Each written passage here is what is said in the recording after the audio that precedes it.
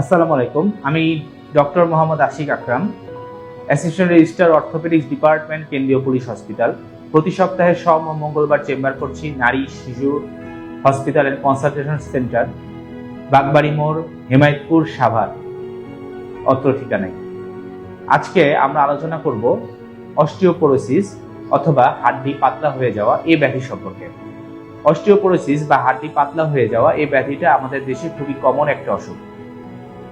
আমরা প্রথমে জেনে নিব কাদের এবং কি কি কারণে এই ব্যাধি হতে পারে। এই ব্যাধি সাধারণত হয় বয়স্ক রোগীদের এবং বয়স্ক মহিলা রোগীদের এই ব্যাধিটা বেশি হয়ে থাকে, অথবা যেসব পুরুষে যাদের শরীরে টেস্টোস্টেরনের মাত্রা কম তাদের এই ব্যাধি হতে পারে, অথবা থাইরয়েডের সমস্যা থাকলে এই ব্যাধিটা হতে পারে।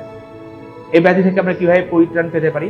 যদি আমরা আমাদের জীবনযাপন বা লাইফ স্টাইলটাকে একটু পরিবর্তন করি তাহলে কিন্তু এই ব্যাধি থেকে পরিত্রাণ পাওয়া সম্ভব। আমরা প্রতিদিন চেষ্টা করব দুধ, ডিম এই জাতীয় খাবার খেতে এবং প্রতিদিন একটা নির্দিষ্ট পরিমাণ এক্সারসাইজ বা ব্যায়াম করতে চেষ্টা করব। যদি এক্সারসাইজ এবং ব্যায়ামগুলো আমরা আমাদের ছোটবেলা থেকে করে যাই তাহলে আমাদের অস্টিওপোরোসিস বা হাড্ডি পাতলা হয়ে যাওয়া এই ব্যাধিটা অনেকাংশে কমে যায়।